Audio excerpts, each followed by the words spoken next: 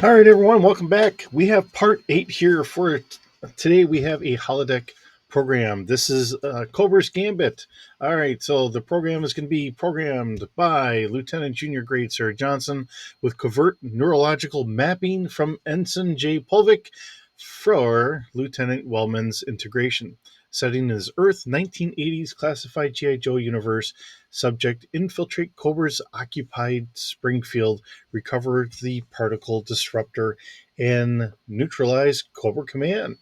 So the holodeck doors wish open in a familiar whir and hum of the simulation instead of the sterile interior of the Zandilar.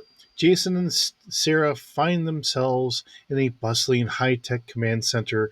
Monitors are flickering with schematic readouts and grainy satellite photos. The air smelled of ozone, old coffee, and a hint of military-issue canvas. "Yo, Joe!" a cheerful voice greeted them. Standing by a large tactical map was Flint, the iconic G.I. Joe warrant officer dressed in his classic beret, green fatigues, and tactical vest.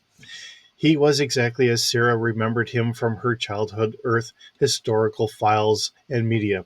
He stood at an imposing 5 feet 10 inches tall, a towering figure compared uh, to the average Vera female, a perspective Jason subconsciously had noted.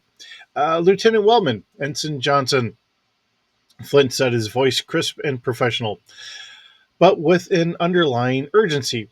He gestured to the tactical map, which highlighted the suburban town with ominous red overlays. "Glad you could make it. We've got a developing situation with Cobra." Jason found himself fully adjusted to his new, slightly metallic toned skin under the holodeck generated fatigues. He still felt the subtle hum of the nanites within him, a constant awareness that was now a part of his new norm. He glanced at Sarah now, or who was now beaming, clearly enjoying the immersive experience. Her own holotech fatigues fit her perfectly, and her eyes sparkled with excitement. This was her world, a nostalgic escape. "What's the score, Flint?" Jason asked, his voice steady. He was still adapting to his nanite enhanced senses, which made the holodeck's simulated environment feel incredibly real, almost too real. Flint tapped the stylus against the map. "Intelligence confirms Cobra Command, under the direct orders of Commander Serpentor, or possibly Cobra Commander himself. Intel is a little sketchy, has pulled off a major heist. They infiltrated a top secret research facility in upstate New York and made off with a particle disruptor, a prototype weapon capable of destabilizing matter at a molecular level. Essentially, it turns anything into dust." Sarah exchanged glances with Jason. Molecular destabilization. That hit a little too close to home. "Our recon team tracked them." Flint continued, his brow furrowed, "to Springfield. Um, this is a quiet, unsuspecting suburban town Cobra has somehow managed to infiltrate and occupy. They've rigged the entire perimeter with advanced sensors, grids, and an energy barrier. It's locked down." He turned to face them fully, his expression grim. "Our primary mission: infiltrate Springfield, recover the particle disruptor, neutralize Cobra forces. We believe the main Cobra Command Center and likely the disruptor is located within the town's central community hall. Heavily fortified. You'll be going in light, no heavy vehicles, no air support, too risky for the civilian population we're trying to save." Flint paused, looking between the two Starfleet officers. "You two come highly recommended for unconventional operations. We're counting on you. Anything else? You can ask Breaker at comms. Yo, Joe." With the briefing concluded, Flint turned to a console, leaving Jason and Sarah to absorb the mission details. The holodeck's immersive footprint was perfect. The challenge was real, even if the danger wasn't. For Jason, it was a chance to test his powers, control his nanites, and fight for Sarah in a world there or where he would be a hero, unburdened by the weight of Federation protocol. For Sarah, it was a chance to share a piece of her past with Jason and to see him shine. So, Sarah whispered to Jason, a playful glint in her eyes. Molecular destabilization? Sounds like someone's going to have to use their unique talents. Jason, giving her a knowing smile, his metallic eyes glinting. Looks like I picked the right week to quit being goo. Right, let's grab some gear, Sarah said. Already moving towards the racks of simulated equipment, Flint didn't give us much to work with, but we'll need basic infiltration kit. Jason followed, his eyes scanning the holodeck generated weaponry. The tactical vest felt real, the simulated mass and friction indis- indistinguishable from actual Starfleet gear. He reached for a standard issue G.I. Joe assault rifle, its composite housing cool against his slightly metallic toned palm. I think I'll need a little bit more than just one clip, Jason muttered, reaching for two extra magazines and sliding them into a pouch. He hesitated, then grabbed a bandolier of fragmentation grenades. And maybe a few of these. Sarah a simulated er, a simulated comm headset in hand, watching him load up. Whoa there, Rambo. She teased, a delightful smile playing across her lips. Planning the beach assault or just taking out Cobra Commander's prize orchid garden? Jason shrugged, a subtle metallic gleam in his eyes. Particle disruptor, remember? Molecular destabilization? That's a big threat. And in this universe, I bet Cobra's defenses are layered and brutal. He tucked a heavy combat knife into his boot sheath and, with a practiced ease, we need to hit them hard and fast. Sarah was genuinely impressed. You're really into this lore, aren't you? Most people just remember the cartoon. We're talking typical philosophy, or we're talking tactical philosophy. Since when are you an expert in 1980s paramilitary action figures? Jason gave her a wry, honest smile. Okay, fine. I didn't get this from childhood reruns. Leaned in conspiratorially. After you set the program parameters, I ran a quick subspace search for G.I. Joe file. Specifically, I cross referenced Flint, Particle Disruptor, and Springfield against the media database. Sarah's jaw dropped. Then she burst out laughing. You looked it up? You used Starfleet's Advanced Knowledge Retrieval System to study in 1980s toy line fictional military history. I had to, Jason said, adjusting his vest. I'm fighting for the first time in a new body with new senses, Sarah. I need to know the rules of the universe before I can break them. Knowledge is power, right? And I figured knowing the enemy's weaknesses, even fictional ones, was better than or a better use of my time than worrying about my metallic skin tone. Sarah's amusement turned into a look of deep affection. That's exactly why I love you, Jason Wellman. Or, you know, why I'm going to start loving you again. She stepped closer and helped him secure his vest. All right, let's go. Flint is waiting, and Cobra isn't getting going to defeat itself. The two shared a quick, determined glance. The trauma of the past was still there, but in the safe, simulated chaos of the holodeck, they were unified, unstoppable team, ready to face their fictional enemy. All right, starting the mission, Flint pointed them towards a simulated exit, a hatch heading to a heavy armored transport vehicle. Breaker will run point on comms. Roadblock is dropping you just outside the perimeter. Go get 'em, Joes. Jason and Sarah nodded, the adrenaline surging. They climbed into the vehicle, the hatch sealed behind them with a heavy, satisfying thud.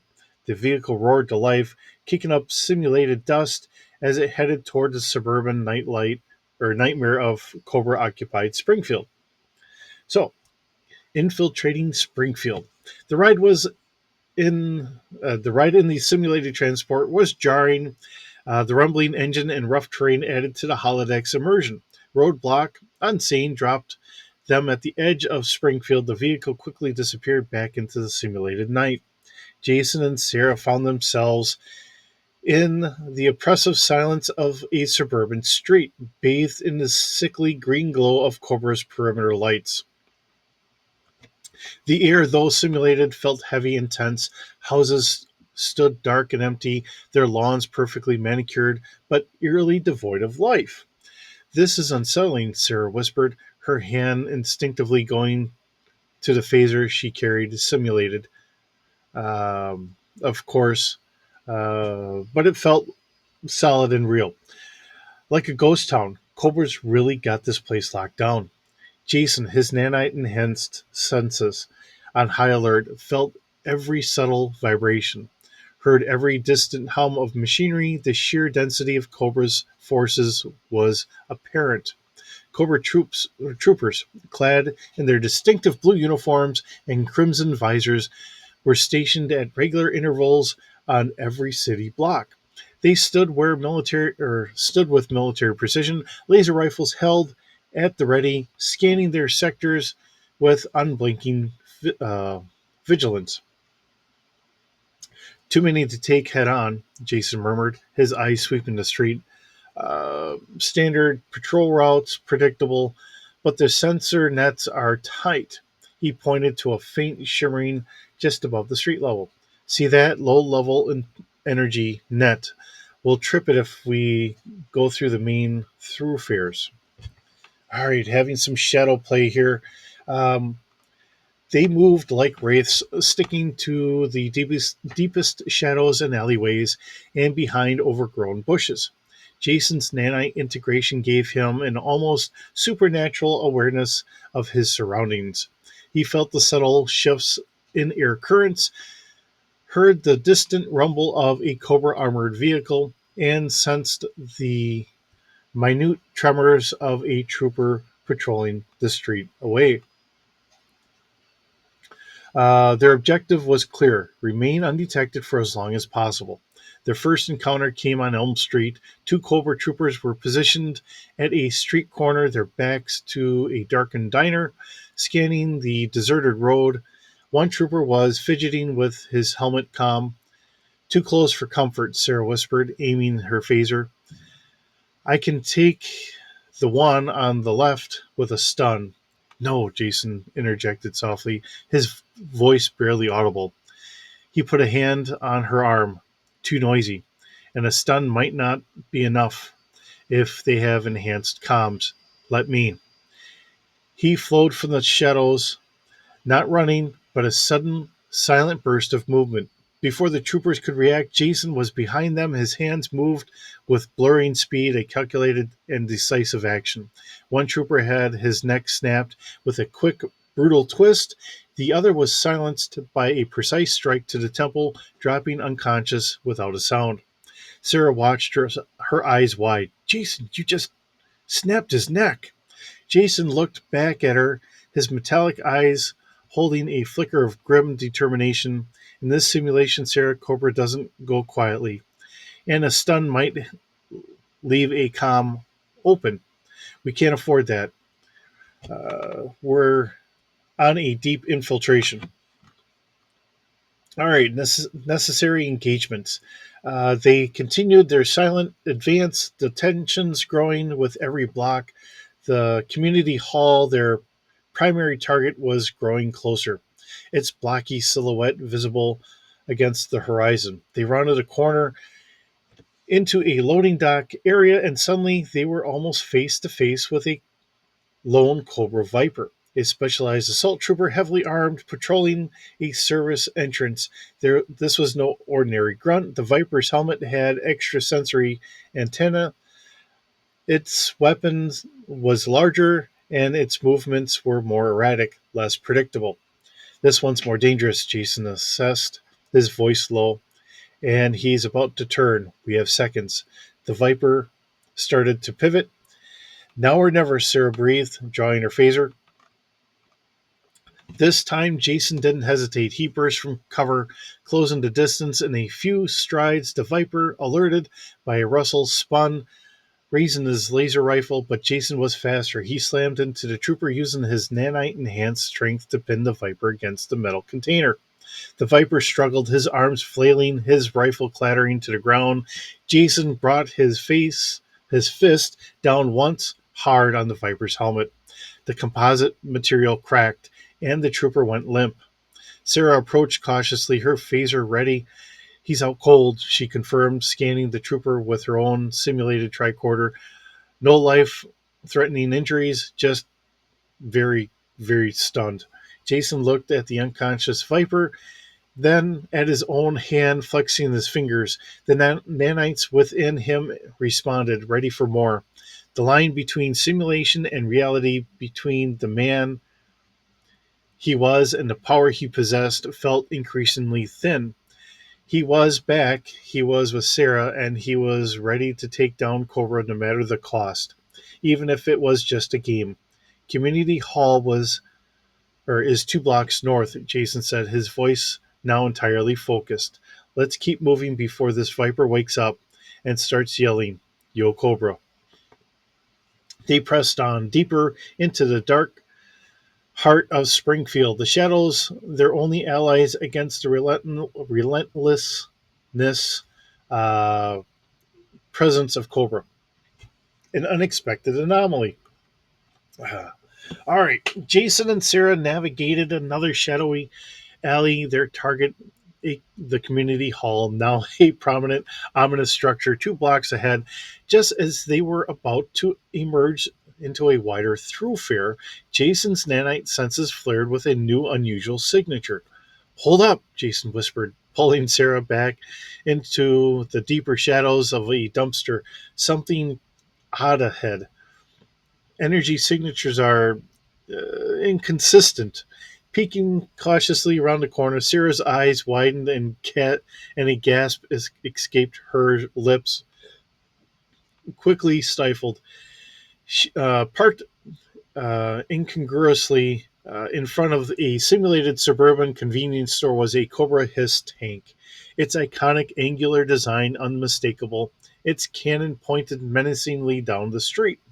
Next to it, leaning against the formidable treads, were 3 figures. One was a standard Cobra trooper, idly whirling his laser rifle. The other two, however, were different. Standing next to the clone trooper or Cobra trooper, engaged in what appeared to be a mundane conversation, muffled by the holodeck's distance dampening, was a classic Imperial stormtrooper. His pristine white armor gleamed in the dim ambient light, his E11 blaster rifle held casually, and beside him was a white stormtrooper in a white stormtrooper uniform was a female figure equally encased in the iconic armor, complete with the helmet. The stormtrooper gestured with his blaster. Then the female stormtrooper made a gesture that was distinctively unstormtrooper like, a shrug that conveyed utter boredom. Sarah and Jason exchanged a look. Then a muffled giggle escaped Sarah. Jason, despite the seriousness of their mission, couldn't help but crack a smile. Okay, Sarah managed with a whisper, pressing her hand over her mouth. That's not supposed to happen. Indeed, Jason agreed. His nanite senses confirmed the impossible. The stormtroopers' blaster energy signatures were entirely different from the Cobra Troopers' laser rifles, a cross-universe anomaly, the holodeck subroutines overlapping. The Cobra Trooper said something, and the male stormtrooper replied, his voice distant or distorted by the helmet. Then the female stormtrooper looked directly at her armored hand, held it up to the male stormtrooper, and they both stared at it. Glitch, the female stormtrooper's simulated voice echoed faintly, clearly audible even at their distance, devoid of any Imperial gravitas. The male stormtrooper nodded in agreement, then shrugged exagger- exaggeratedly, echoing to his companion. Glitch, he concurred. Then they both turned back to the Cobra Trooper as if accepting this bizarre reality as a mundane part of their day. Sarah buried uh, her face into Jason's shoulder, trying to stifle her laughter. They know, she whispered, her shoulders shaking with mirth. The NPCs, they know that they're on a holodeck. Jason chuckled a deep, resonant sound. It seems my subspace search for mission parameters didn't cover interdimensional narrative contamination. He peered around the corner again. His smile faded slightly. Still, they're armed. And even if they know it's a glitch, they're programmed to fight. We can't just walk past a Hiss tank and two stormtroopers, even if they're self aware glitches. The presence of the Hiss tank further complicated their stealth mission.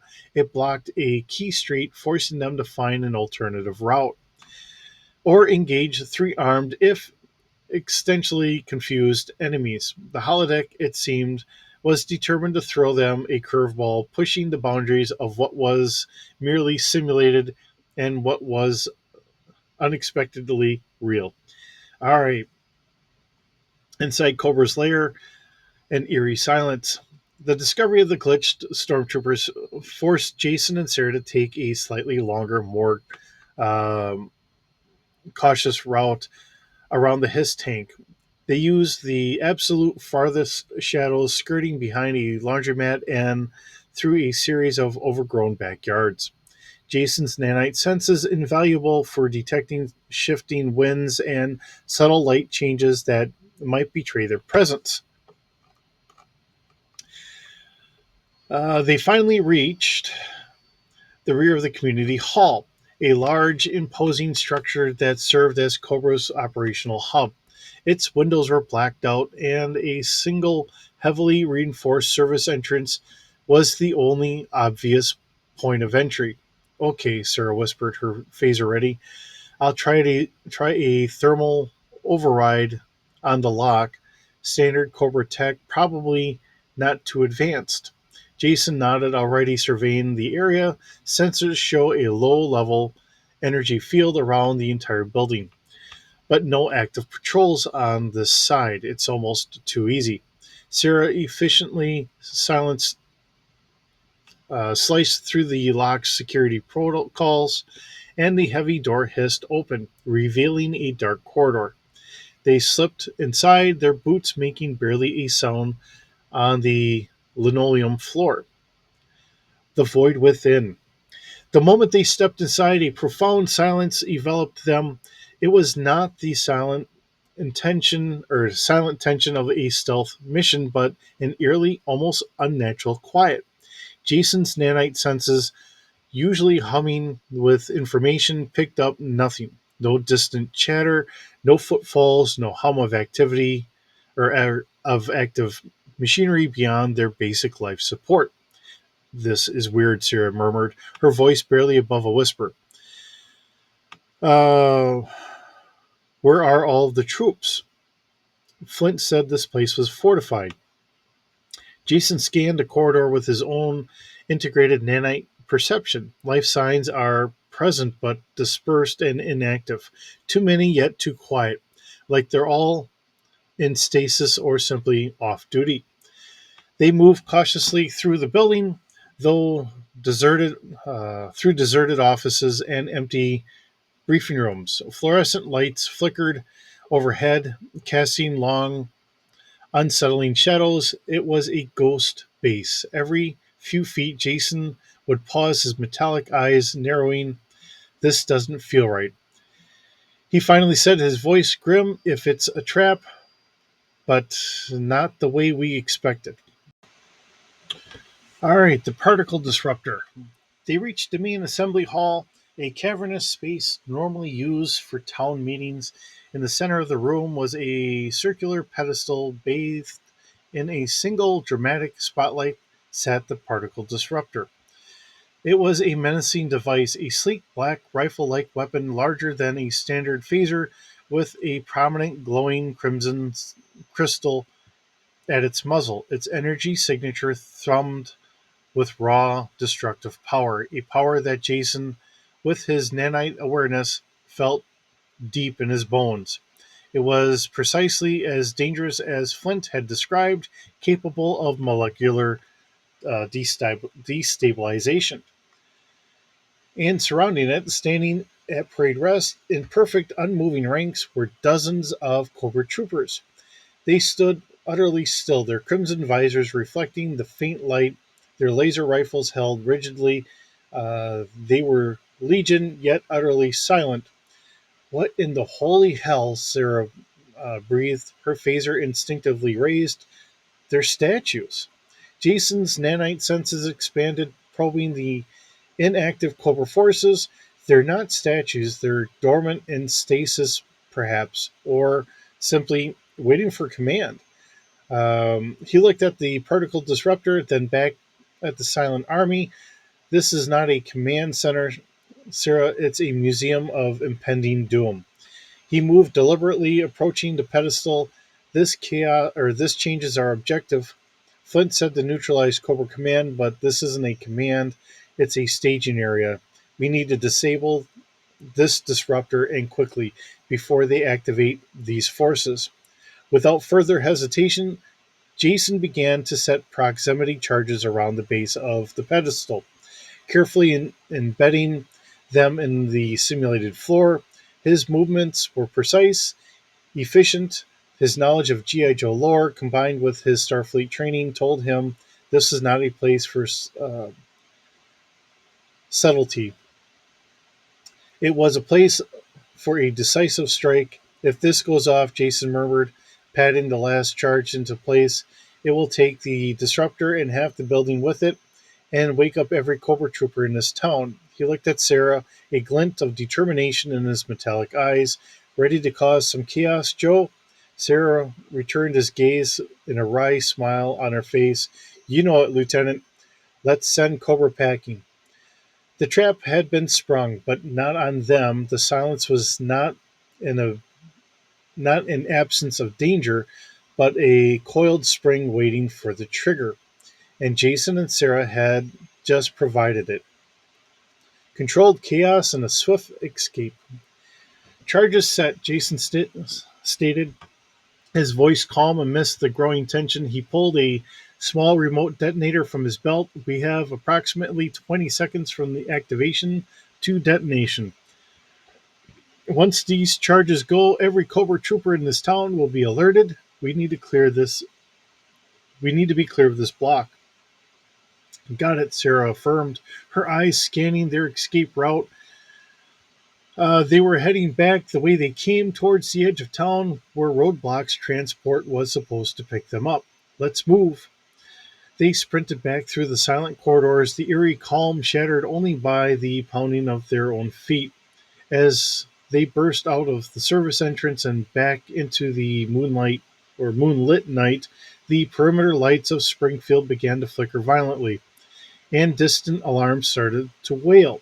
High pitched, piercing shrieks that cut through the suburban stillness. They're waking up, Sarah yelled, seeing the crimson visors of distant Cobra troopers begin to glow as they snapped to attention.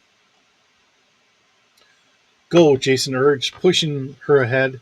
They ran down the street, keeping to the shadows, adrenaline coursing through them. Cobra troopers were now emerging from every doorway, every alley, their rifles sweeping the streets.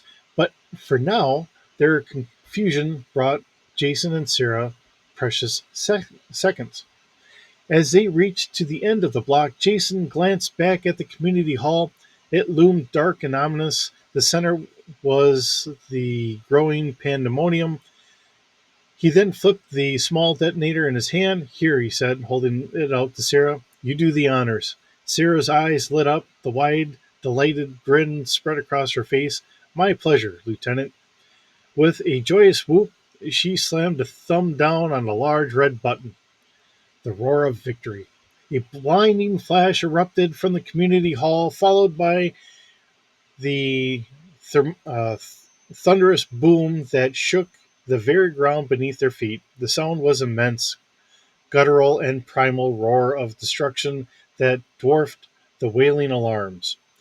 The entire community hall buckled inward. Flames erupted from every window, tearing through the roof. A massive fireball, orange and white, billowed into the sky or the night sky, sending debris raining down into the surrounding blocks. The building, the silent army, and the deadly particle disruptor within were obliterated. The sheer concussive force of the explosion sent Jason and Sarah stumbling, but they quickly regained their footing. The chaos was absolute. Cobra troopers, now fully activated, were reeling from the blast, their formations broken, their commands lost in the uh, cacophony. Vehicles swerved and shouts of confusion echoed through the shattered silence. That's one way to disrupt a particle disruptor. Sarah laughed, a wild, exhilarating sound as she pulled Jason forward. Come on, before they figured out who did that. Vanishing into the night. They ran through an ensuing pandemonium, using the widespread confusion and the smoke from the burning building as cover. Cobra troopers, disoriented and scattered, were struggling to regain order, their focus on the inferno, not with two figures sprinting through the darkened streets. They reached the designated rendezvous point at the outskirts of Springfield, a dense corpse of simulated trees. Just as the first stray of laser fire began to reach their position, the ground rumbled, and the back hatch of Roadblock's heavy transport swung open. Get in, Joes, get in! A gruff, familiar voice bellowed. They stumbled aboard, Roadblock's massive hand hauling Sarah in with ease. The hatch slammed shut, plunging them into darkness just as the transport roared to life and sped away, leaving the chaos of the burning community hall of Springfield behind. Inside the transport, panting, Jason and Sarah exchanged a triumphant, adrenaline fueled grin. They had done it. They had infiltrated, detonated, and escaped. The particle disruptor was gone. Cobra's plan has been thwarted. Yo, Joe, Sarah whispered, punching the air. Jason, his nanite enhanced heart still racing, looking at her, then out at the flickering light of the exploding holodeck program. He faced real nanite horrors, fought real battles, but fighting alongside Sarah in her childhood hero fantasy had been uniquely exhilarating. It solidified their bond, a testament to their strength both individually and together. They were a team in any universe, real or simulated. They had vanished, ready for the next adventure. With that, thank you for listening for the holodeck adventure that we have here. We'll get back onto our continuing Starfleet missions and all that. It's kind of nice to throw something else in here and bring in the greater universe that I've been kind of creating. Granted, this is all narrative play instead of actively rolling dice, which is always a lot of fun, but unfortunately, it's not the same when you're doing it alone. So, doing it with the AI kind of helps fill a little bit of that and going from there. Hope you're enjoying the series. It's fun to bring it to you. I know I started it off doing once a day there for a week, and now I plan on trying to get this about once a week. Um, Sometimes I'll be reading it. Sometimes my eyes are going to be cross-eyed, and I'll have the computer read it to you. Hopefully, everything keeps going along. We'll keep an adventure going, and we're going to have fun along the way. Um, with everything, as I'm trying to do all this, I'm also working a regular job, not complaining about it, but just saying, sometimes my time gets to be a little limited, so I can't always keep everything going. And that first series, I had a week before I ever put anything up to be able to come up with everything. A week of just playing around with it, uh, having everything else done. So that gave me the time to play with it and then get it all up. So in all, I had like 2 weeks worth of time to get that all set up. Trying to keep this going, it'll just be, for the most part, a once a week video for our continuing story. And with that, thank you always for joining me. It's always wonderful having you here. I hope you're doing well, and I will see you in the next video.